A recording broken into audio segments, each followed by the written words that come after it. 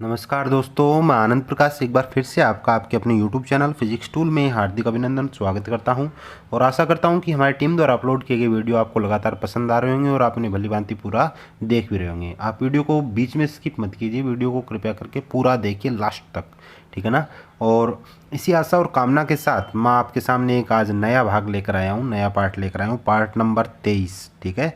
और जिसमें ब्लड के बारे में अपने अध्ययन कर रहे हैं, रक्त के प्रकार पढ़ रहे थे। इससे पहले अपने 22 भाग इस चैप्टर के कर चुके हैं, ठीक है। बहुत ही इंपॉर्टेंट चैप्टर है बच्चों, बहुत ही अच्छा टॉपिक है और बहुत ही अच्छे एग्जाम में आने वाले क्वेश्चन हैं। इसमें से सबसे ज़्यादा ये 10th क्लास में सबसे ज़्यादा नंबर का ये जो चैप्टर है, ठीक है, 6 नंबर का, इसके बराबर और कोई भी चैप्टर नहीं है, ठीक है। और बहुत ही आसान है आपके पढ़ने के लिए, पढ़ने के लिहाज से, तैयार करने के लिहाज से, इसको याद करने के लिहाज से बहुत ही अच्छा चैप्टर है। तो मैं आशा करूँगा कि आप इसको अच्छी तरीके से समझेंगे और इसका अध्ययन भी करेंगे जैसे मैं बताता जा रहा हूँ। तो चलिए आज अपने टॉपिक पर चलते हैं। अपने पढ़ रहे थे बच्चों रक्त के प्रकार। अपने क्या पढ़ रहे थे? रक्त के प्रकार। तो देखो रक्त के प्रकार हेडिंग लगा दी है मैंने यहाँ पर। वैसे थोड़ा सा पीछे वाले भाग में लिखा था मैंने, लेकिन फिर से मैं यहाँ से बता देता हूँ। रक्त के प्रकार। तो देखो रक्त के प्रकार में बच्चों जैसे मैंने बताया कि रक्त में पाए जाने वाली, थोड़ा सा पीछे का रिपीट कर देता हूँ, इससे पहले रक्त के कार्य पढ़े थे, वो भी बहुत अच्छा क्वेश्चन बनता है बोर्ड एग्जाम के लिहाज से। 2 नंबर का या 3 नंबर का क्वेश्चन किया जा सकता है। पिछली बार नहीं आया, शायद इस बार आने के चांसेस बनते हैं, बहुत अच्छा क्वेश्चन है। रक्त में पाई जाने वाली रक्त कणिकाओं की सतह पर पाए जाने वाले विशेष प्रकार के प्रतिजन ए तथा बी की उपस्थिति और अनुपस्थिति, यानी प्रेजेंस और अब्सेंस के हिसाब से रक्त को 4 भागों में डिवाइड किया गया है। इतना आपने पढ़ा था। अब वो भाग कौन कौन से उनका आपने अध्ययन कर लेते हैं। तो देखो बच्चों मैं लिख देता हूँ क्रम संख्या, छोटी सारणी बना देता हूँ, ठीक है। रक्त समूह,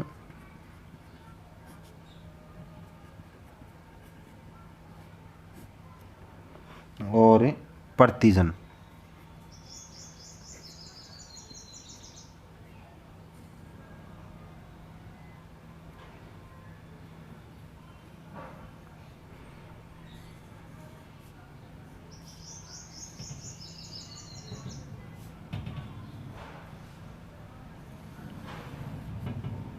क्रम संख्या हो गया एक कॉलम, तो ठीक है।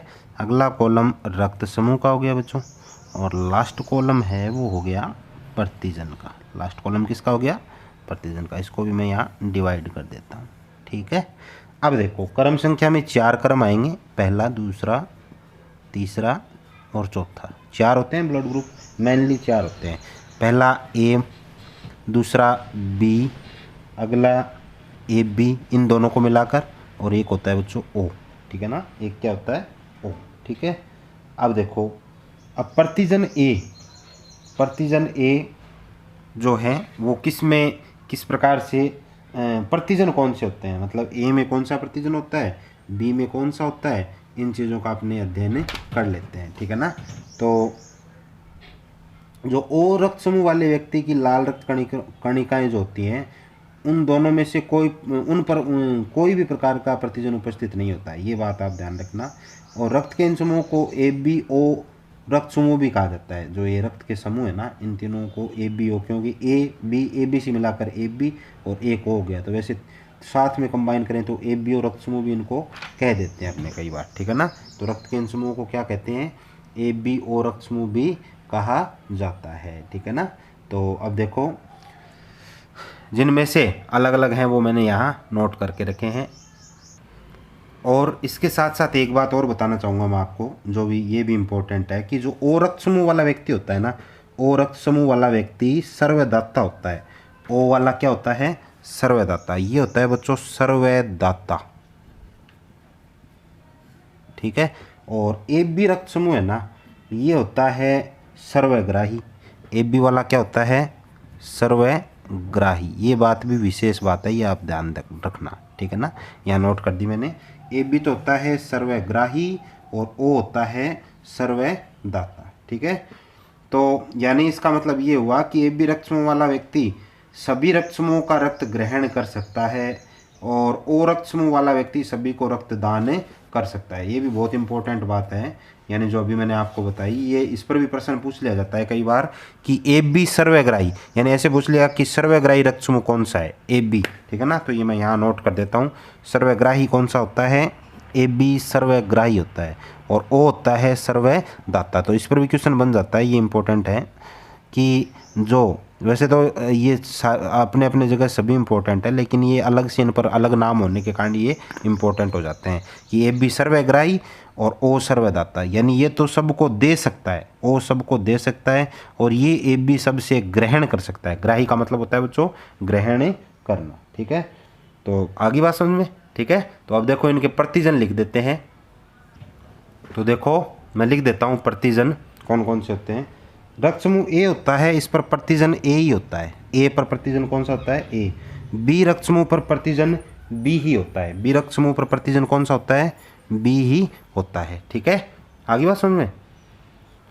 तो ए पर ए प्रतिजन पाया जाता है और बी पर बच्चों बी प्रतिजन पाया जाता है, और ए बी जो सर्वग्राही है इस पर ए व बी दोनों पाए जाते हैं। ए बी पर ए व बी दोनों पाए जाते हैं, ठीक है ना, दोनों पाए जाते हैं, ठीक है। ए व बी पर दोनों पाए जाते हैं। ओ सर्वदाता होता है, इस पर कोई भी नहीं पाया जाता, इस पर कोई नहीं पाया जाता,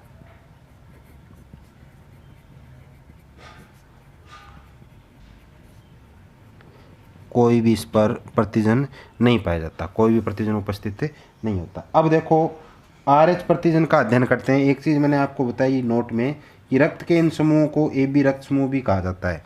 यहाँ लिख देता हूँ, रक्त के इन समूहों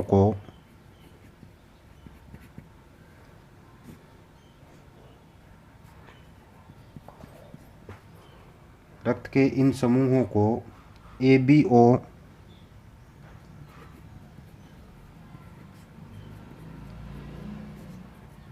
रक्त समूह भी कहा जाता है। ये नोट में हो गई विशेष बात, ठीक है। अब देखो आगे, इसके बाद में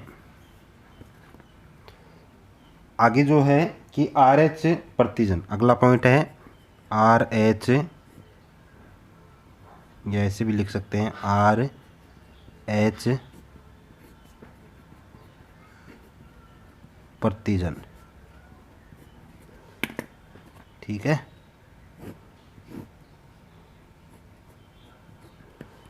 तो इसमें देखो ए बी प्रतिजन के जो ए बी प्रतिजन है ना, उसके अलावा लाल कणिकाओं पर एक और प्रतिजन पाया जाता है जिसे आर एच प्रतिजन कहा जाता है। तो ए बी प्रतिजन के अलावा आर एच प्रतिजन में क्या है कि ए बी प्रतिजन के अलावा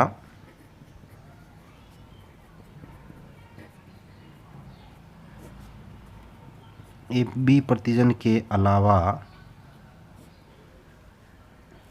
लाल कणिकाओं पर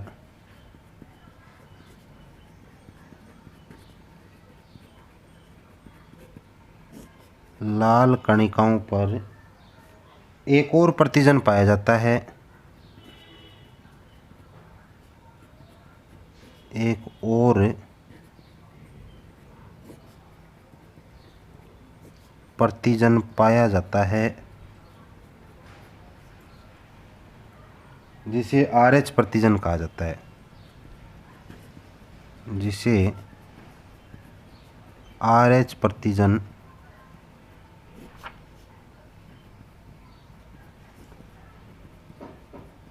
कहा जाता है। जिसे कौन सा प्रतिजन कहा जाता है, आर एच प्रतिजन कहा जाता है, ठीक है ना। तो ए बी प्रतिजन के अलावा लाल रक्त कणिकाओं पर एक और प्रतिजन पाया जाता है जिसे कौन सा प्रतिजन कहते हैं, आर एच प्रतिजन, ठीक है ना, आर एच प्रतिजन इसको कहा जाता है। अब देखो जिन मनुष्यों में आर एच कारक उपस्थित होता है, जिन मनुष्यों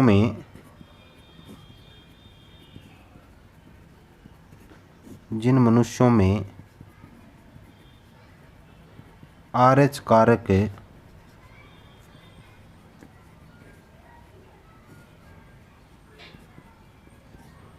उपस्थित होता है, जिन मनुष्यों में RH कारक उपस्थित होता है उनका रक्त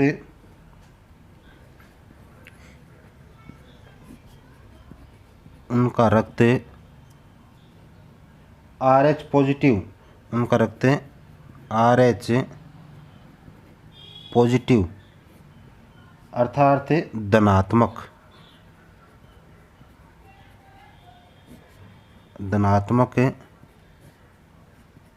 होता है। कैसा होता है? धनात्मक होता है।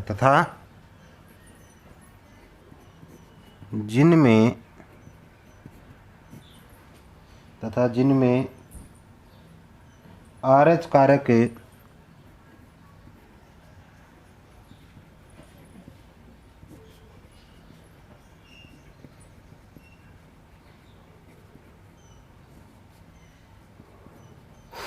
अनुपस्थित होता है, जिनमें RH कारक अनुपस्थित होता है उनका रक्त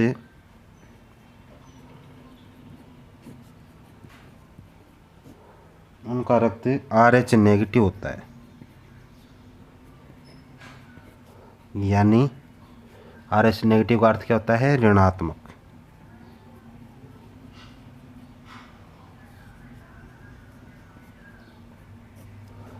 ऋणात्मक होता है। कैसा होता है? ऋणात्मक होता है। ठीक है ना। अब देखो नोट में लिख देता हूँ एक बात कि विश्व में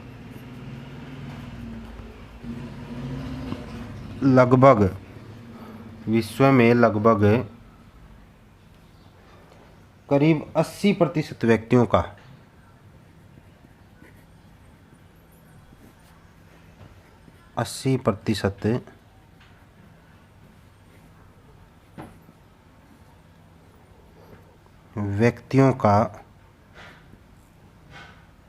रक्त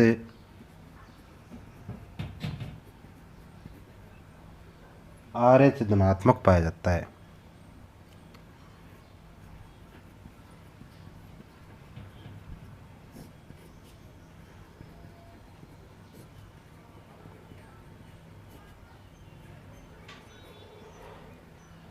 RH धनात्मक पाया जाता है। विश्व में लगभग करीब 80% व्यक्तियों का रक्त RH धनात्मक पाया जाता है। ठीक है ना। तो ये बात भी विशेष है।